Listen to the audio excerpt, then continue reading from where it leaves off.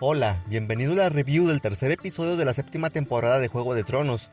Hoy platicaremos sobre aspectos como el choque de intereses entre Daenerys y Jon, la venganza de Cersei en contra del Arya y lo que hay dentro de la cabeza de Jaime. Y sin más, comencemos. El episodio comienza con la llegada de Jon Snow y Davos a Dragonstone, en donde Tyrion y Missandei lo recibieron. Les quitaron sus armas y pudimos ver que Jon empezaba a recordar las palabras de sus vasallos y de Sansa, que esa invitación podría ser una trampa. Me hizo un poco de gracia cómo veía a Jon Snow al Dothraki que tomó su arma, pues el hombre era muchísimo más alto que él. Vemos a Jon charlando con Tyrion de camino hacia el castillo, y justo en el momento en que Jon dice que no es un Stark, aparece uno de los dragones de Daenerys y lo asusta, pasándole por encima.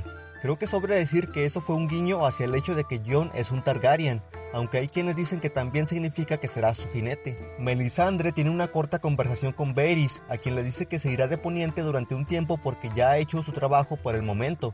Dice que unió al hielo y al fuego, lo cual puede ser el significado del título de las novelas de George R.R. Martin, llamadas Canción de Hielo y Fuego. Hay muchas teorías sobre qué significa el nombre de su obra, que si el hielo son los White Walkers y el fuego son los dragones, que si el hielo es Jon Snow y el fuego es Daenerys y ellos dos terminarán enfrentándose al final, que si es la canción de Jon Snow porque él es Stark y Targaryen, y por lo tanto él es hielo y fuego a la vez. ¿Qué opinas tú? ¿Cuál crees que es el significado de Canción de Hielo y Fuego? Después sigue el tan esperado encuentro entre Jon y Daenerys. La introducción estuvo muy graciosa, pues vemos que Missandei presenta a Daenerys con todos los títulos que se ha ganado, voceando cada uno con mucho orgullo en la voz. Y, por el otro lado, Davos solo presenta a Jon por su nombre y agrega humildemente que él es el rey en el norte.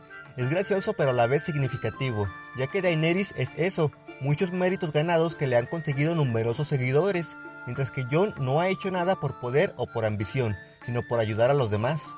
En esta escena también pudimos darnos cuenta del conflicto de intereses que hay entre estos dos grandes líderes. He visto que mucha gente comenta que ambos se comportan como niños, ya que intentan poner sus propios ideales sin tratar de llegar a un acuerdo. Yo no lo creo así.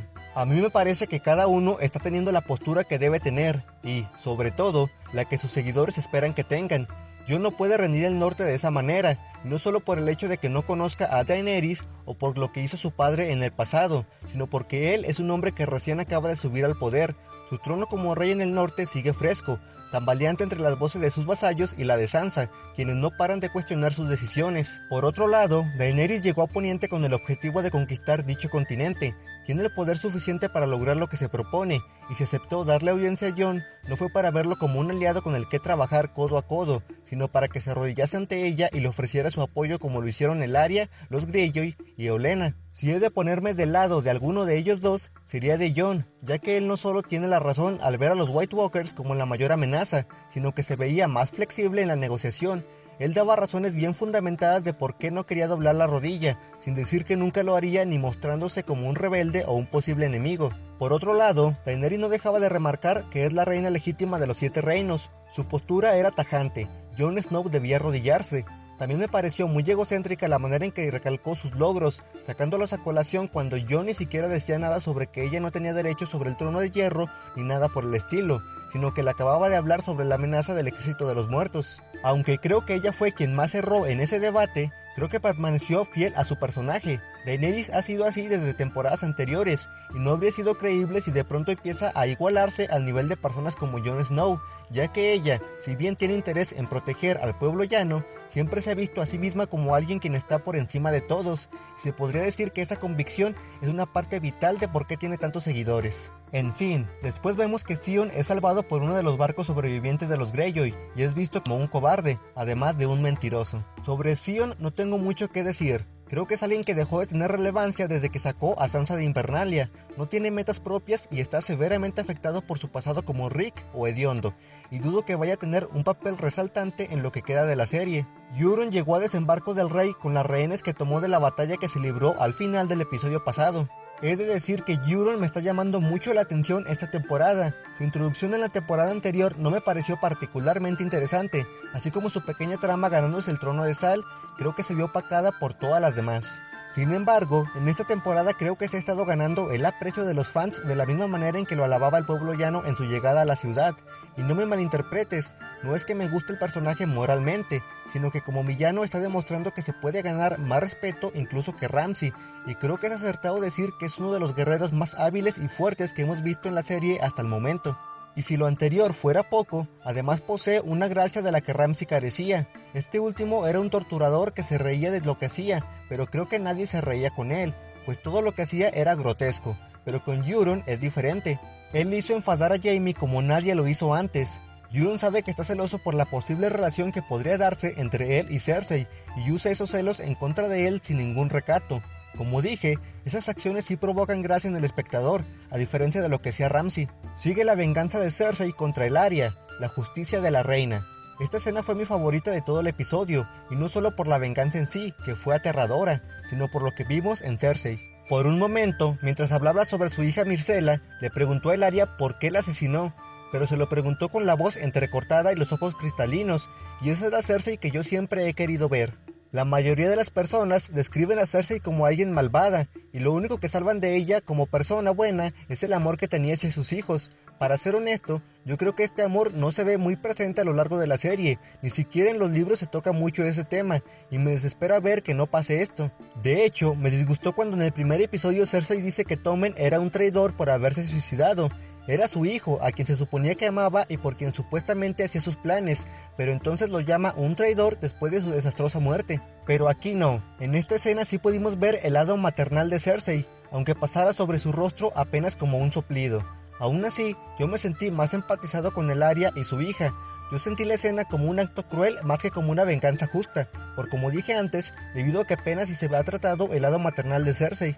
Después, Cersei va con Jaime para tener sexo con él, y aunque Jaime intentó negarse con el deje que usaría una doncella, terminó cediendo ante los voraces labios de Cersei que estaban envenenados apenas una escena atrás. Vemos que a Cersei ya no le importa que sepan de su relación incestuosa, lo cual se veía venir desde que ella le contó sobre esto a su padre, Tywin Lannister, al final de la cuarta temporada. Desde ese momento le dejó de importar lo que pensaran los demás, pero fue hasta este último episodio en que de verdad se hizo pública su relación. Luego Cersei tiene una reunión con un miembro del Banco de Braavos, con quien charla utilizando el ingenio de Tywin y el mismo banquero se lo reconoce. Cersei le promete que le devolverá el dinero, lo cual no sé cómo espera cumplir, pero al menos me parece que le sirvió para convencerlo. Jon platica con Tyrion sobre los problemas de ambos, aunque se concentran más en los de Jon.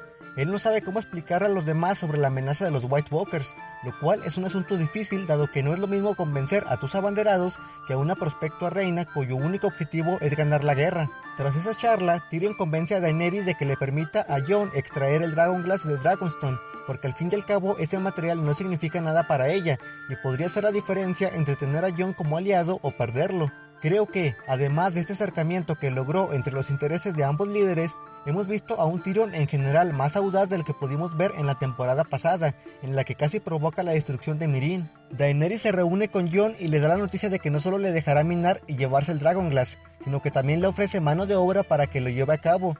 Jon se lo agradece, pensando que ahora Daenerys ya le cree lo que le dijo del ejército de los muertos, pero cuando se lo pregunta, Daenerys deja entrever que sigue escéptica, aunque no por ello le negará su ayuda. A continuación vemos a Sansa vigilando las actividades dentro de Invernalia. Aunque haya fans que aún no se convencen de ver a Sansa como una líder capaz, yo creo que va por buen camino.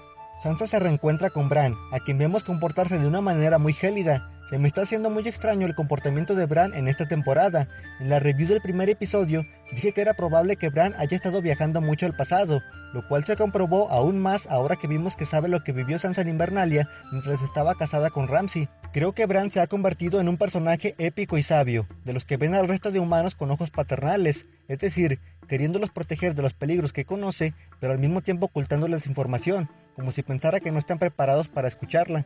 Seguimos con la despedida de Sam Tarly y Jorah Mormont. En la review del capítulo pasado dije que no me parecía creíble que Sam pudiera curar a Jorah, y hubo muchas personas que lo defendieron diciendo que Sam es más inteligente de lo normal y que si otros maestros no lo habían logrado era porque la práctica estaba prohibida. Yo persisto en verlo como algo poco creíble, ya que Sam puede ser muy inteligente, pero sabemos que no es alguien hábil. Él es un temeroso e indeciso, y no creo que haya podido llevar a cabo un procedimiento tan delicado con éxito. Sus manos deberían haberle traicionado durante el proceso. Pero bueno, vemos que al final Sam no solo curó a Jorah de la Soria Gris, sino que además hizo que la cicatrizaran las heridas de una noche a otra, con sus manos inteligentes y creo que ahora hasta milagrosas. Es recompensado por ello, pero no de la manera que él esperaba. Por último, vemos un choque de planes entre Tyrion y Jaime. Mientras que Tyrion esperaba tomar por sorpresa a Roca Casterly entrando por un pasadizo secreto a través de las cloacas, Jaime se adelantó aún más a sus pasos y dejó el castillo semivacío, llevándose al ejército hacia el oeste para atacar a Alto Jardín. Además, Euron Greyjoy destruye los barcos en que llegaron los Inmaculados, quitándoles con ellos su modo de escape. Si antes, cuando Randyll Tarly traicionó a Olenna, veía que la guerra se estaba poniendo más pareja, ahora creo que se está inclinando a favor de Cersei. También vemos la muerte de Olenna orquestada por Jaime Lannister. Antes de morir, Olenna intenta plantar ideas en la cabeza de Jaime, le dice que está siendo manipulado por Cersei y que esta es una enferma psicópata. Aunque Jaime le dice que no está interesado en su opinión sobre Cersei, podemos ver una expresión de duda en su rostro, la cual se engrandece cuando se da cuenta de que Olenna fue la asesina de Joffrey. Y quisiera terminar esta review con mi opinión sobre Jaime. Creo que él ha estado dudando mucho sobre su relación con Cersei esta temporada, lo cual se veía venir desde la anterior, en la que veía cómo la coronaban y se enteraba de qué medio se fió para ello. Aún así, sigo creyendo que Jaime no llegará al extremo de asesinar a Cersei. Mucha gente me lo sigue diciendo en los comentarios, y yo mismo puedo ver que la serie sigue dándonos cada vez más indicios de que eso puede llegar a pasar, pero aunque parezca una posibilidad, no creo que sea algo que llegue a ocurrir realmente. Recordemos que Jaime le dijo a Edmure Tully la temporada anterior que amaba a Cersei y quería cualquier cosa por estar con ella, y no solo lo ha dicho, sino que lo ha demostrado desde la primera vez en que lo vimos aparecer en pantalla. Él ama a Cersei y ha hecho cosas terribles por ella. Lanzó a Bran por una ventana, le prometió a Catelyn que le devolvería a sus hijas si lo liberaba, amenazó de forma horrible a Edmure para que rindiera el castillo y así pudiera levantar el asedio y él pudiera volver con Cersei. Y antes de todo eso, Jaime se unió a la Guardia Real para mantenerse cerca de su hermana, renunciando con ello a todos sus títulos y a la libertad de formar una familia y poseer tierras. Se podría decir que Cersei es todo lo que le queda a Jaime. Hay quienes dicen que la traicionará si llega a casarse con Euron, pero recordemos que Cersei se casó con Robert Baratheon antes y no por ello Jaime dejó de amarla, y mucho menos pensó en asesinarla. Yo creo que antes asesinaría al propio Euron, es más lógico. También se argumenta que la matará porque Cersei se está volviendo lunática, pero si recordamos bien, ella ya tenía esas tendencias asesinas y psicópatas desde antes. Ella fue la que sugirió que aventara a Bran por la ventana, aunque no lo dijera directamente. También planeó la muerte de Jon Arryn y la de su esposo Robert. Si bien sus problemas mentales se han vuelto más fuertes desde el final de la temporada anterior, también lo ha hecho su acercamiento hacia él. Cuando Jaime volvió al desembarco del rey, Cersei lo despreció durante un largo tiempo y después comenzó a recibirlo otra vez. Ahora, en este tercer episodio, vemos que incluso es ella quien inicia el sexo y no tiene problema con que lo vean en su cama, y esto es un avance enorme en su relación. Por último, recordemos que Jaime no es precisamente una blanca paloma, no es alguien que tenga una moral limpia, sino que ha cometido crímenes horribles que se podrían llegar a equiparar con las acciones de Cersei, y si bien Jaime ha tenido una evolución con su honor las últimas temporadas, dudo que llegue a convertirse en un héroe. Me parece que la única posibilidad que hay de que Jaime termine asesinando a Cersei es si este se vuelve completamente demente como hizo el rey Aerys en su momento, quien pensó que era mejor destruir la ciudad entera antes que dejarse vencer por el enemigo. Si Cersei llega hasta ese punto, entonces sí vería creíble que Jaime la asesinase, pues ya tendría todo perdido, su relación con ella, el futuro y su vida, y lo único que le quedaría sería guardar algo de su honor salvando la ciudad. Si es primera vez que ves uno de mis videos, en mi canal encontrarás muchos videos sobre las diferencias entre la serie y los libros, pero si esos temas no son de tu interés, también estaré subiendo reviews como esta de cada episodio de esta temporada, por si gustas quedarte en el canal suscribiéndote y participando en la caja de comentarios. Que estés bien, hasta luego.